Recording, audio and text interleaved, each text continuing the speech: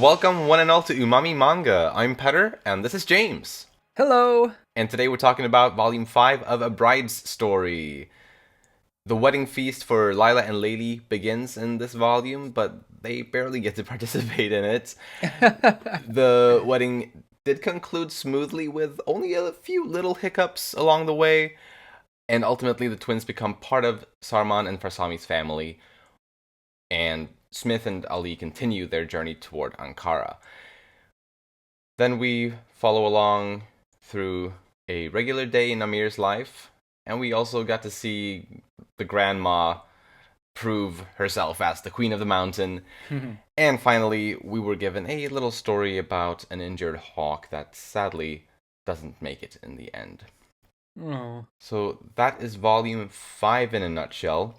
I think what makes this volume interesting was the deep dive into the cultural aspects, particularly the wedding and how different it is from the reader's mindset or the typical reader's mindset, whether it be a typical Japanese wedding or a typical Western wedding. Very different from how they do things in this part of the world. So that was really interesting to see. And even Mori Sensei at the end was saying how, I've never been to any of these weddings. I've never even tried the donuts. Yeah, exactly. I just read about them. Yeah, and that's fair because, not only does this story portray a different time, so in some ways it's impossible to experience it, I guess, but even the things that probably remain the same in the culture, it's probably hard to visit. I guess this part of the world you don't just go to on a whim, I guess. Yeah, that's fair. And you definitely don't go to weddings if you're not invited to them, probably, Well, there were strangers who just wait, whose wedding is this? Yeah. I'm just passing by. Which I love that. He was technically still invited though, but right. Someone who lives, for example, in Japan, you're not gonna just fly out to Uzbekistan or wherever. Yeah. And just walk into a wedding, that's just not gonna happen. Yeah. Right. But let's start by talking about Laila and Leily and the wedding that they had. I like how speaking of the cultural stuff that we learned, how they connected the right and the left eyebrows of the brides to symbolize the love of both the mother and the father, as the right was the mother eyebrow and the left was the father eyebrow, and how that would ensure many blessings on them. Yeah. And I can only assume that that's something that Mori read about. That's something that she took from reality. I would be surprised if she just made that up. So it's interesting to learn about those little details. Yeah, it's much better with that symbolism in mind. I remember seeing the cover. I was like, why do they have unibrows all of a sudden? But knowing that's supposedly the meaning behind it, I think it made it really is a nice symbol for the wedding. For sure. But the poor twins were forced to be still and barely even eat throughout the celebration. So. Oh my gosh. Yeah. What did the mom think was gonna happen? I guess you just hope for the best. Yeah. But that, for anybody, that's gonna be tough. I'm sure there are people who are able to do it. But that is just, the worst kind of torture, having to sit there, not speak, not eat, have a cloth over your face the entire time. Speaking of which, I thought it was pretty sly of the grandma, because she was like this in the previous volume, kind of tricking the twins into making food or getting food and whatnot. She had them do some training, or not training, some skin therapy under the sheets. Precisely. And they were really, really hot. And it's supposed to be for the skin, right? But in fact, I think she was just trying to get them adjusted or used to having a cloth over the face the entire time. Right. Yeah. Was training for the celebration ceremony. Yeah. Or whatever. Yeah. and also as they're sitting there, or as any bride, I guess, would in those with those traditions would be sitting there, not only under those conditions, but also with everyone else eating and partying right in front of their faces, basically, and seeing that the whole time. It's gotta be agonizing. Well, I mean, they couldn't see through the cloth, but they could hear it. Fair, fair. And how those festivities will last like up to a week. Yeah, that's the maddening thing. Yeah. I mean, Crazy. Forget the fact that they have to have food for a week, supposedly. Yeah. But that they have to sit down like that, silent for a whole week. Oh, wow, that is nuts. Yeah, I would have definitely wanted to get out of there as well if I was in that situation. Yeah, especially at that age. Yeah. Come on. Plus, having gotten to know these two girls in the previous volume, we know what they're like, and yeah, this is not their thing at all. Right. And I'm just thinking about Talas, who was married to all those brothers. She must have gone through this like 7 times or however many times it was. Crazy. What a champ. I know. And she was willing to do it again. Precisely, yeah. Wow. But they couldn't really last that long. Can't really blame them. It would have been amazing if they could, but I understand.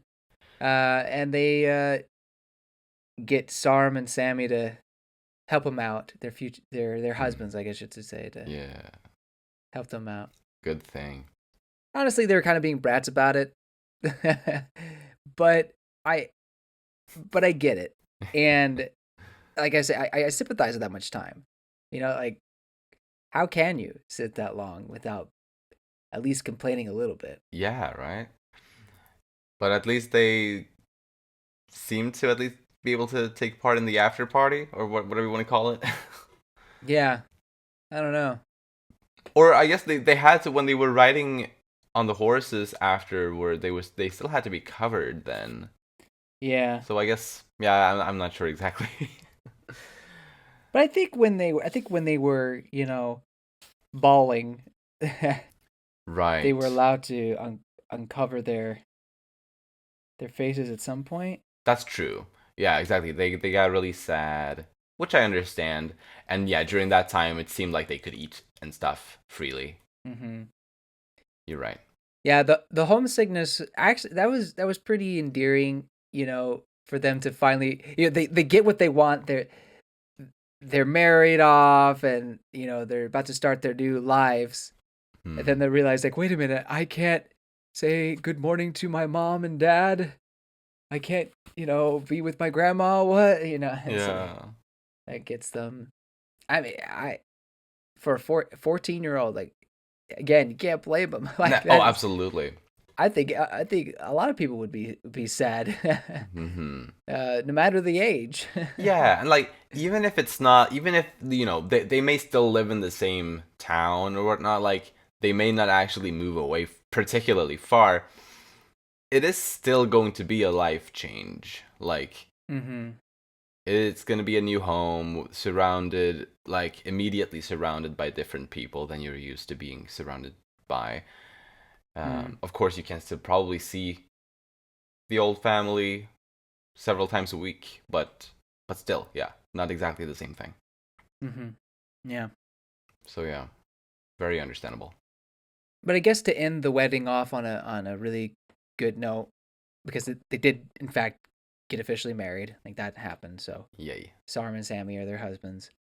They kind of spun it in a way in their minds where, oh my gosh, we just got everything that we wanted. We're gonna be rich with husbands who provide for us. This is all we wanted. Uh-huh. That may be a bit optimistic, but they all seem pretty optimistic at that point in their lives, and true. It makes you feel they're gonna be okay. They're gonna have a good life. Right? Yeah. I hope so. Like the way I felt about that optimism at the end was just kind of, I guess, being freshly newly wed. Mm. And plus having like received nice gifts like the boats and whatnot, like it Mm-hmm. does create that kind of a positivity and optimism, I think, in someone. So I like how the story made us feel like that along with them, kind of, in a way, or Mm. at least that it was portrayed, that their optimistic outlook was portrayed that strongly. Yeah. But yeah, I'm hoping also that it does, or that it is a sign that they will have a good life. Same. And I hope that we'll get to check in on them. Yes. Like I at some point in the future. I think we will. Mm, In a later volume, we'll probably have spend a chapter or two with them. that would be It would be nice. really nice to see them much older. Maybe maybe in their 20s or something like that. See just what their life is like at that point. Yeah. Um, but I just don't know how the timeline will go. hmm I think we're gonna be dealing with some events, historic events that will not necessarily warrant a time jump, a time leap. Right, precisely. We'll have to see. But is that all on the twins? Yeah, I think that's everything. Then let us talk about their husbands, Sarmaan and Farsami. When they were going out to get the fried sugar bread for their brides, Sarman said that he doesn't think about it as fair or unfair when it comes to these types of relationships, I guess. Mm-hmm. He didn't exactly know himself what he was onto there, or what exactly he was thinking about. Mm-hmm. Do you have an idea or a thought as to what he could have meant about that? Um, Point me to where it is again, so I can get more context. Let's see. Page 63. Yeah, I remember thinking about this. So I'll just interpret it the way I took it, and then maybe we can go from there. Yeah. So Sammy begins to worry his whole life is going to be like this, where he's just going to be whipped by his wife Yeah. to go get her things and do things and things like that. But Starmart is automatically like, "Hey, no, you shouldn't say stuff like that. Uh-huh. It's not about fair or unfair." And I think he's kind of coming onto a mature idea here, where marriage isn't about I do this, you do this for me. It's about becoming almost, obviously you're two separate people, but having a symbiotic relationship, to Uh-huh. put it into biological terms, I guess, Yeah. where it's about the couple, not the individual all the time. Right.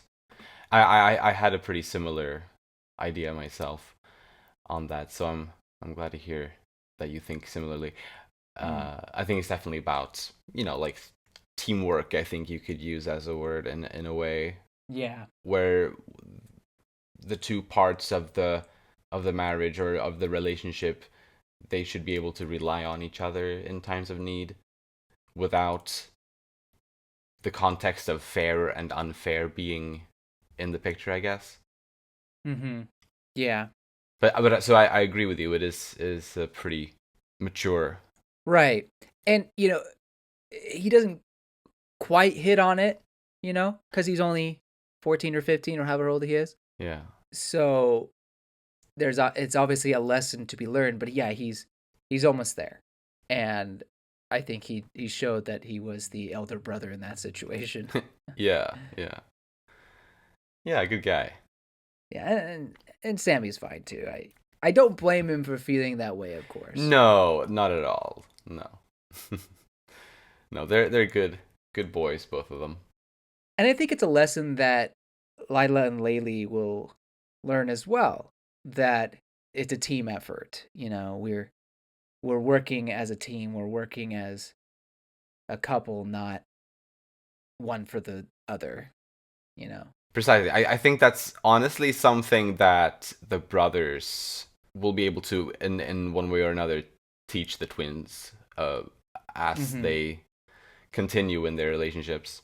Yeah, and I think as they grow more into adulthood, I think they'll want to put more effort into it, or you know what I mean. They'll want to work more as a team versus maybe how they're treating them right now. Yeah. But anyway, regardless, yeah. I thought that was a good moment. It is kind of funny that they get married, and I think they were more or less happy, but it's when they got the boats that I have never seen them that excited in the 2 volumes that we've had them. They're just beaming and just so ecstatic and excited. Oh, yeah, it was very sweet. Yeah. Very sweet, very heartwarming. Mm-hmm. And like to get that gift from their dad, and they hadn't really expected him to really give them anything special. Yeah, I didn't expect that. Yeah, no, same.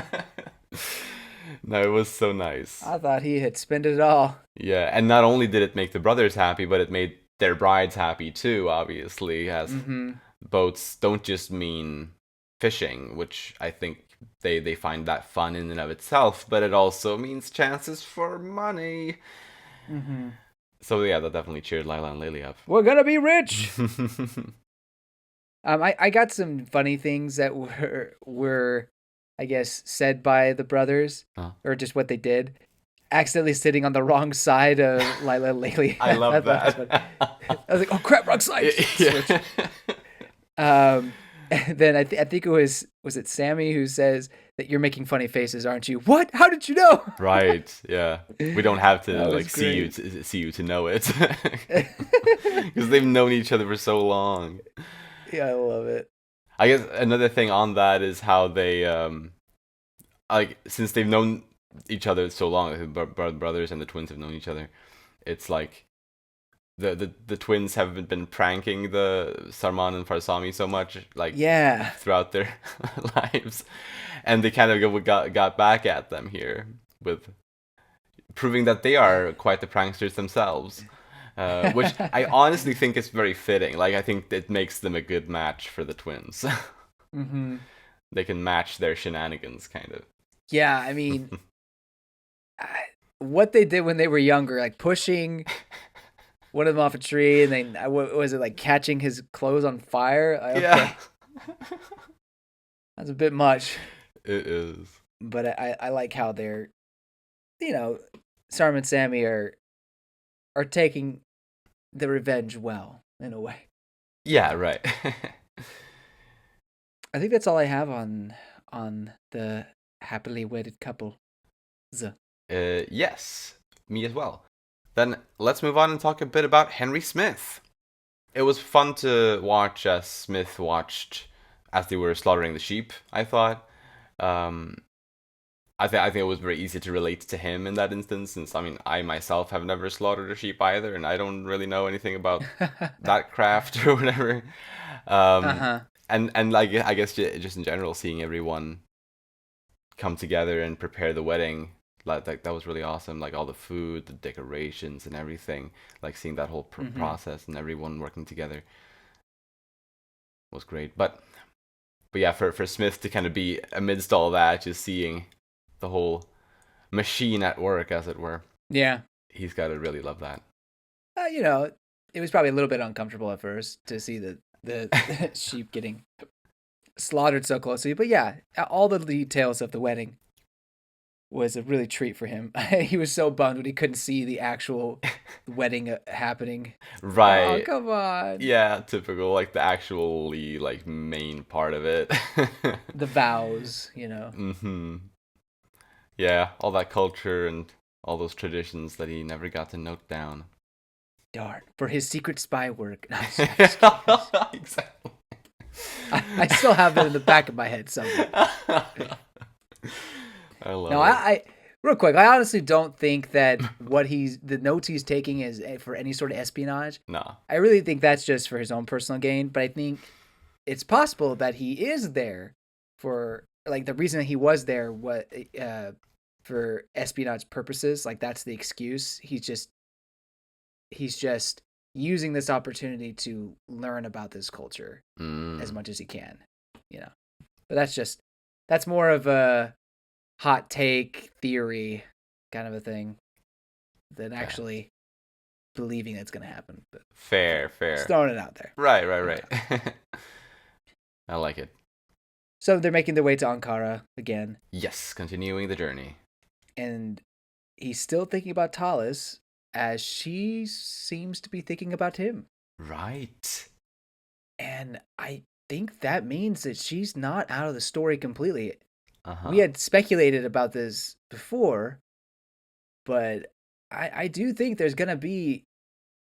Maybe I'm stepping the gun, but I'm just going to say it anyway. I think there's going to be a reunion of some kind in the future for them. I agree. I think so as well. Like especially because I feel like we got two big indicators now. Not only is there this, like her appearance right here, but also the what do you want to call it, like the post credit scene of the previous volume, where the guy in the desert found the pocket watch.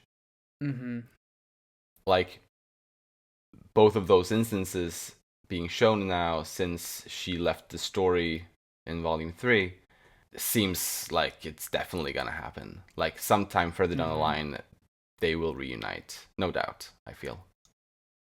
Yeah, I think the seeds are being placed for their reunion. Yeah, and I'm all there for it.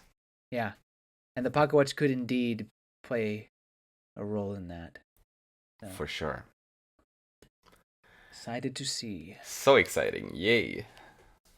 I have a little thing about Ali, if that's okay. Shoot. He just kind of lost all respect for Henry when he learned he hadn't got a sheep before. My respect for you was already very little, and now I see nothing but a husk of a man. Oh my goodness! Yeah. This is so funny. He's so judgmental. Oh yeah, right.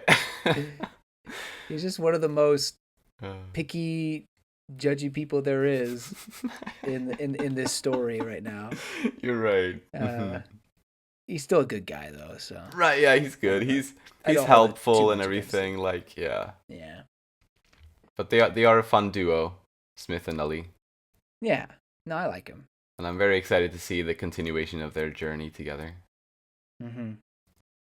Well then, next let us move on to Amir. Oh, I love you. Yeah, she had a very nice chapter called The Day Long Song. I thought that was such a pretty chapter. I love how like it shows just the regular day in Amir's life, and I think it also shows really well how well Amir has settled into the Ahan family at this point. Just a very beautiful chapter. She really just packs her day with all sorts of things. Yeah. As I'm sure a lot of people back then probably did. We didn't have social media, TV, or things like that to keep our time. Not saying there's anything wrong with those time things. People had to make sure they weren't bored or always doing something. Yeah. Back then, and Amir is a great example of that, where she just literally does everything. Yeah, I mean, there didn't exist like various like machines and whatnot that we use to guide us, like washing machines, laundry machines, like things that help save us very like a lot of time these days. Yeah. Like so you would have to spend more time doing chores, like for example. Right. It was really cool to see how she spends her day, and then how she spends her night just staring at her husband, waiting for him to grow. Right. She hopes he grows up quickly, which I can totally understand. I mean, yeah. I know that age gap is uncomfortable for her. So, yeah, hoping for that is, I think, totally expected or like totally normal. Uh-huh. You know, I think there's another reason. I've said that, and I've said it before, but I'm not going to say it quite yet until we go into the Hawk discussion. Well, we could move into the Hawk right here if you would like. Yeah. You know, she finds and cares for the wooden hawk. And I like how Tileke, or however you pronounce their niece's name, almost had her dream come true, you know, a hawk of her very own. Unfortunately, this just wasn't the hawk for her. I pray that she does, but something that is mentioned in this volume, I think by Amir, is that hawks are a man's business. Yeah. So I don't remember if that has been was established previously. So that kind of puts a damper on Tilike's kind of obsession with them. And I would have hoped that she would have been able to have a hawk of her own, maybe get a hunting hawk, but I guess it's just not allowed. But hey, maybe she could be the first or one of the first. I mean, She yeah, can right. break those stereotypes. Precisely. It's going to be, I'm sure it's going to be like an upwards battle or an upward whatever challenge for her. um, Yeah. but I'm sure that she will make that. I mean, considering like the other, or at least some of the other women close to her in her life, Amir and the grandma of the family, are both very strong women who have been known to break those types of norms. So I think Teleke, or however, again, her name is supposed to be pronounced, I think she has good potential to still get that dream reached. Yeah. Yeah, you make a good comparison with her grandma and Amir as well. I mean, Amir, both of them seemingly having experience with hawks, it does kind of bode well with that. Right. But yeah, Amir really comes quite attached to the hawk and really Yeah. wants it to come through, but unfortunately, it just doesn't make it. Its wing it doesn't form right, and they have to put it down. Yeah. She is obviously very upset about that, understandably. But Karluk makes a suggestion that they keep the hawk as a pet. Yeah. But Amir does not like that whatsoever. She talks about how they are meant to fly, they are meant to have a purpose, particularly this one as a hunting one. And just to be seen as like a centerpiece or just anything other than that is wrong. And so I pose a question to you. Do you think she is relating to the hawk in some way? I do. And oh, well, then I guess I'm not forcing this. Basically, Mm. well, actually, I'll let you speak. How do you feel she relates to it? Well, it was because she reacted so strongly to Karluk's idea of keeping the hawk around as a pet, even if it can't fly. Like, I Mm-hmm. thought that reaction was pretty strong. And she claimed that flying is a bird's life, so if it were alive but wouldn't be able to fly, then it wouldn't be living. And like, obviously, I don't say this with 100% confidence, but I think it could be her relating to that situation in comparing it to her previous life with the Halgal clan, where potentially her freedom was so limited that she didn't feel like she was really living.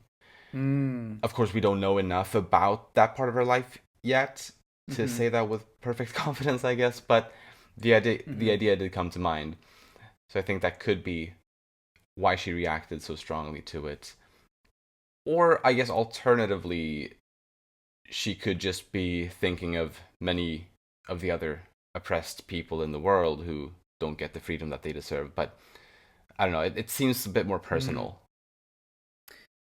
I agree that it definitely feels more personal, and that's a great angle you took with it. Mine's maybe a little more, I guess, controversial, Okay. but I think it fits the time period and the mindset of people at the time, Hmm? where because she's of an age where a lot of people see her as old, it may have been a thought that they would never wed her, never marry her, um, and just keep her around as a servant or something like that, or just a family member. I don't know, Hmm. but they being her family, previous family, I should say. But I think she desperately wants to become a mother and feels that to her personally, a woman's duty is to be a mother. And I think Hmm. taking that opportunity away from her is similar to taking away flight or keeping Mm. Hawk away from flying. I'm not saying Gotcha. she would rather die, of course. I don't think she wanted to kill the poor Hawk, Mm. but I did kind of get this feeling that maybe uh, she's relating to it in that way. But Mm. I could see that being a little bit of a stretch. No, but well, I mean, mm, I don't know who am I to say, but I do like it because I'm assuming you're combining this with how she's hoping Karluk will grow up soon. Right. That part, so Exactly. that she can become a That's what I was mother. trying to tease earlier. Right. Mm. Correct. How I think she wants him to grow up soon so she can have children. And Mm. obviously I think she's falling in love with him, of course. Um, and there is the awkwardness of the age gap, but I do think she wants to have his children at some point. Mm. Yeah, I mean, I think I don't think that's a bad way to view it at all. Uh, I can definitely see that being it. That said, though, I am eager to learn more about her life with the Halgal clan. See what Right. that was like for her. Yeah, I will say I do like the idea of the freedom part, and maybe she was oppressed with the Hogall clan. Yeah, good theories there. I like both of them. Yeah, yeah. Anything else on Amir? No. Then let's move on to Karluk. He got jealous of a bird. Oh, don't worry, she's female. I thought that was, I mean, that was cute, and I love how Mahatbek just broke that news to Amir like without hesitation, just immediately when she stepped into the room. But I think that was very good of him to do that, like because obviously Yeah. communication is key, and they got to talk it over, and it worked out well once they did, Yeah. and they even shared a little kiss. Aw. It's still funny to see a 14-year-old kissing a what? How old is she? 20. She's 20 or Yeah. 20? Yeah. He's 12 and she's 20. Oh no, no, no, no, no, no! He's not 12. Yeah, No, wait. he is. He's 12? He's 12 and she's 20, yeah. What? It's been a while since we've actually been doing She's 8 years these older. episodes. Right, precisely. We recorded the first 4 episodes like week after week, kind of, and now like way ahead of release, and now we're recording this one quite a bit later. But yeah, yeah, there's an 8 year time gap or age Oh gap. boy, crazy! I can't believe I forgot that he was 12. Now wait. What about Lila and Leily? I'm Were not they sure. 14? Or were they 12? Don't know if their age was stated explicitly. Oh I can't say for sure. gosh, I totally forgot he was 12. uh, that's so young. I So it know. makes it even weirder the kids part. But I what I know. what I will what I will say is that I I respect her for just being. This, this is such a American thing to say, being a trooper about it, and Yeah. specifically like Midwest, um, and guess just having a good attitude about the whole situation. Yeah, but and Karluk, honestly, I think he's hit the jackpot. To be honest, I mean, Well, I knew you thought that. yeah, I mean, yeah, it is like wow. I mean, have I really been that good of a boy? Um, but yeah, no, it is a very complicated, interesting, unique situation. Yeah. But as we stated before, both of them have a good mindset about it and are they're very mature about it. Precisely, and like that's the thing. Karluk is very mature, and thus I think he comes off as slightly older than 12, Yeah, which is why it's easy to they got me. forget that he is that young. Yeah, uh, yeah, that's so, true. but I liked like as one example of that maturity is how he offered to take the hawk out and leave Mm, it as food for other animals in the wild, since Amir obviously had grown more attached to it than he had. Like yeah, that was very nice of him. You're just getting rid of competition, though. You know, I guess you can't. could view it that way. Yeah. uh, Let him off the hook like that. But no. uh, But going back real quick to the jealous thing, as we've seen in previous chapters as well, he's learning about love and crushes and infatuation and things like that, yeah. which is very understandable for a 12-year-old Oh yeah. who really is probably uh, realizing that these feelings exist or really understanding what these feelings are. Um, so as much as I love Amir's character and she's still my favorite. Oh, I do love Paria. Where the freak is Paria? I want more. Um, I think Karluk is really close up there, and I really cannot wait to see where his progression goes. Oh yeah. And it also makes me want another time skip at some point, so we can actually see Yeah. them have a family. Right? But Yeah. yeah, At some that probably point. won't be for a while. Yeah. That's all I have on Karluk. Me as well. So then, since we were talking about the hawk, I'd like to talk a little bit about the owner of the hawk, Oh, just slightly. okay, yes, So, yes. well, the main reason why I started taking notes on this guy was actually because I thought he looked similar to the guy that picked up the pocket watch at the end of the previous book. Oh. Similar facial hair, similar outfit. However, that guy had a canine companion, like some kind of dog or something, Mm-hmm. which we didn't see at all here. So I'm not convinced that it's the same guy, but just wanted to mention it as a possibility. But yeah, it could just be a similar outfit and similar facial hair because we didn't really get to see the face of that guy. No, no. The hat is a popular fashion, I guess. So Probably. could have had multiple people wearing an outfit like that at one point. But Yeah. Plus, it looked like the guy in this volume, like the owner of the hawk. He had a horse. It looked like, whereas it looked to mm-hmm. me at least when I looked back at the scene where the guy found the watch in the desert, looked like he had a donkey, as Oh well as that dog, yeah, I believe. yeah. So it probably is not the same guy. But I just wanted to mention it in case it turns out to be, but probably isn't. I didn't even think about that. How they could have been the same person, but that's a neat little thing you said. Mm. Um, but to go along with, or to more about that man, Yeah, the roads are becoming increasingly dangerous because of thieves and whatnot. exactly. And I wonder if that'll play a part in things going forward. And then, of course, you have the rumors of Russian invasion that not just coming from him, but just have just kind of been proliferating, or is that the right word? Mm. Have been accumulating among the locals Yeah. from the travelers. So there's definitely something a brewing.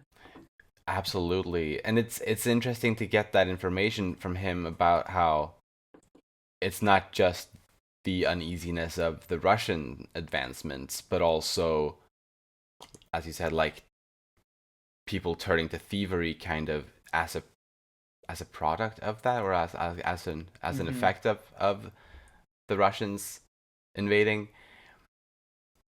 So it's really quite complicated and very uneasy. Yeah. But I guess that's all on that guy. Yep. Then a little bit on Paria. Luckily, she did not ruin her chances with that boy that she saw in the previous volume, as Right. they appear to have made plans to meet again. Good for her. So we better see that soon. There just wasn't enough Paria in this volume, No. so that's why it's my least favorite one. What the first volume has an excuse. Right. I mean, and we couldn't miss her then because we didn't know about her. Exactly. But this one, it was like one shot, maybe two. That's about it. Yep. So terrible, absolutely terrible. No, I'm kidding. It was still a good volume, but I'm Yeah. very excited to see where this second meetup goes, and hopefully it's heartwarming and very good and a good outcome. Oh But yeah. we'll see. for sure. And, well, just very slightly, the last character that I haven't had anything noted down on is Balkirch, the grandmother, a seasoned queen of the mountain, riding her goats where no horse can follow. I love it. So cool. Like, mountain goats are honestly some of the coolest animals on Earth. They really are. Very underrated. Just the ability that they have to climb ledges like that is mind blowing. It's almost otherworldly. It is. It's so cool. Amazing. Yeah. Just about Queen of the Mountain here. Mm-hmm.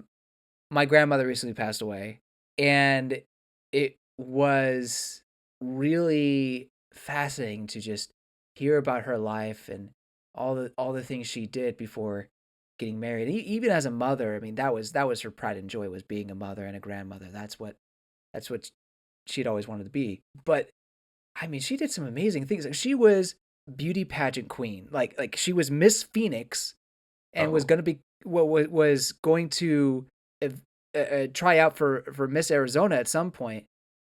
She was that beautiful. Wow. she her talent was a written essay thing. It wasn't singing, it wasn't dancing, which is very popular talents. No, it was a written essay. And honestly, I mean, I'm sure her writing was probably very good. But I think she was just so gorgeous that they had to make her Miss Phoenix. So anyway, gushing about my grandma here. Love you, grandma. But I love these characters where it's an old person, an old grandma who maybe you would take for granted, but in her youth she was this incredible huntress that could climb any mountain with the goats. And I don't know. I love that idea of what people used to be. Exactly. Yeah, no, that's good. It's important to remind yourselves, or like oneself sometimes, of the fact that, like, what incredible lives a lot of older people have lived. Like, it's because it's easy to forget about that when you just see a person or a character. It's true. But yeah, they have like a long, rich life behind them, and like, yeah, that could include so many things. But yeah. Sometimes it makes you wish that you had met them when they were, in their 20s or 30s. Mm-hmm. Talk to them then. See if they see how different of a person they were. Maybe a lot of ways they're the same, but senile and dementia tendencies kind of hit when you're older. So you're not quite the same as you were. So yeah, it would be nice to go back to that. And although in the case of Queen of the Mountains, she seems to haven't lost a beat. Maybe her back hurts a little bit, but yeah, that's about it. Right. Oh yeah, but yeah, like I've thought like so many times how like I would have loved to like have known my grandfather when he was young. He passed away when I was only 10, so I knew him, but like I didn't know him as a grown up, like me being a grown up, and having learned so much about him since, from like my grandmother and from my father.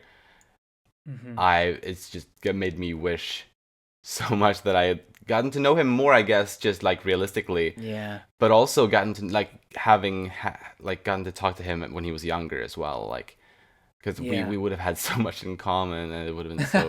But yeah, I don't know. That is cool. But yeah, stuff like that. Yeah. Is fascinating to think about. Yeah. Queens and kings they are. Indeed.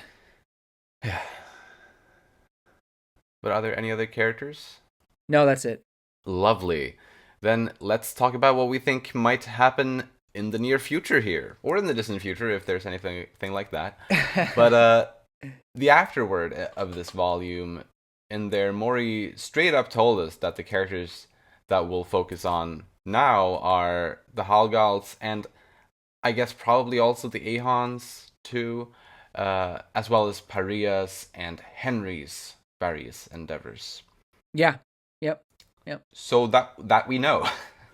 I like how she's very playful with herself. Yeah. And she's like, what about what happened to the love tornado? It was a weather forecast. Those things are wrong all the Yeah, time. I love that. So now, well, I guess so this isn't a weather forecast. Precisely, So it's not. we probably can take it as truth. Yeah. But yes, I think that we will see the Hoggle family, or yeah, the Hoggle family and Mm. and Paria. I'm unsure how much we'll see of Henry journey. It would be nice to get like an update maybe, but I wouldn't be surprised if we had to wait like a volume for more Henry stuff. It could be right because even though she mentions or like she explains that we'll see these characters now, it doesn't necessarily mean that we'll see all of them in the next volume. Right. But yeah, she is so funny in these afterwards. Like I'm starting to She really is. enjoy her I guess just as a person as we're getting to know her Yeah. in these afterwards, and I love them. Like each new volume, I look forward to the afterwards because she does them so entertainingly. Very charming. It feels like she's having fun with the doodles. Oh yes. And also just seeing how much fun she has with the manga itself. Like she always talks about how much she loves the subject matter, and even her day is just kind of revolves around not just writing manga but reading manga and Yeah. studying on the subject she loves and things like it's just It's great. very nice. Hmm. But yeah, if we're going to deal more with the Hoggle clan soon, Mm-hmm. I think that could be a good way for us to get to know more about Amir and like what it was like for her to grow up and live with that family. Yeah. So I'm keeping my hopes up for Right. some learning more about her past soon. And honestly, I think Azel will play an important role in that. Right. Um, Yeah. I think he'll be the point of view that we get the most out of, and I'm excited to see because as we were talking about in the previous volume, he seemed to be cooking something, Hmm. or at least he was hoping that there was a certain outcome, and he seemed kind of disappointed that it didn't turn to violence, and so I'm hoping that we get to see a little bit more of that elaborated. Yes, Sure. for sure. Like I'm very excited to see how these relations between the Halgal and the Badan clans will work out. Because at least I'm expecting to see that continue. Yeah, but it's got to be Paria time. Uh, Like that's just what I want. that That's too, for sure. Yeah, that's very exciting as well. give it to me. But I honestly don't have a whole lot of other predictions besides that, and we kind of sprinkled them in our discussion already. But Right. there's really not a whole lot that I can predict. I feel like right now. I think I have a few little things, or like maybe Oh, just okay, two brief things. Uh, go for it. One being something that I will outright say that I don't expect to see in the next volume. Okay. Being well, basically, I think the Russian threat will linger a bit longer. Like, I don't Mm. think we'll see them as soon as the next volume. Mm-hmm. That's probably, I think they're going to remain in the background for a while longer. And if we do see Smith and Ali in the next volume, which I definitely could see, like they could get like one chapter. And if they do, maybe we'll get to follow them to the Caspian Sea. Maybe they'll travel along that. Maybe. Yeah, I don't really have anything else to predict either. I wonder who the next bride will be. Because there's supposed to be bride story. Is Right. Paria the next bride, or are we gonna get a new bride from some other facet? Right. I guess it could be Amir, could be the bride, but I feel like I feel like at least based on the story, how the story has gone, there needs to be like a new titular bride besides Amir. Yeah.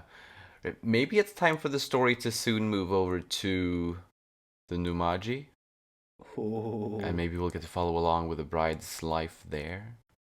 But I'm not necessarily expecting that the next volume, but I still think it could be somewhat soon though, like maybe in 2 volumes or something, Yeah. because that's still something that I'm very intrigued by. But yeah, now I'm just stoked to read volume 6. Same. And I know I said last time that I wasn't a big fan of Laila and Leily, and while they may still be sort of toward the bottom of my favorite characters list in this They're little series, gremlins. they absolutely are. But I started to appreciate them a little bit more with this volume. Yeah, But yeah, they had a good run, and they did. and I do, as I said before, I still want to see them again at some point. Like you just check in on them, see how their lives are going further down the line. I definitely would like that, and I think I liked this volume more than the previous volume. Oh, probably because there was a bit too much of them in the previous volume, maybe to my liking. But yeah, no, this is great, and I'm excited to see what new characters will be introduced to, and as you asked also, who the next bride will be. yeah. I really like this volume as well, and excited to keep on reading the story. I mean, so far it's fairly simple. No real twists or anything like that. I mean, I'm sure there will happen, just like minor ones, but I like this more historic story that's being told here. And the cast just continues to be one that I like as they go about their daily lives, and particularly Amir, I just adore. Yeah. But the twins were great, in their gremlin ways. They have great husbands as well. But I am looking forward to potential bigger story plots that are on the horizon. Yes. As we move forward. So bring on that and Padia, and I will continue to be a happy boy. Oh yes, me as well. Yeah, there's so much potential for not just romance, but for honestly action and maybe even bloodshed as well. Like it could go a lot of ways, this story, and True. I'm excited for all of it, all the possibilities. But with that all said, I guess we are ending the episode. Okay. So if you enjoy our content, you can follow us on Twitter at Umami Manga, and it would be lovely if you'd like to support us by rating our show on the podcast platforms and subscribing to our channel Umami Manga on YouTube. Thank you so much for listening, and we'll see you next time when we'll talk about Volume 6. Bye bye! See you later.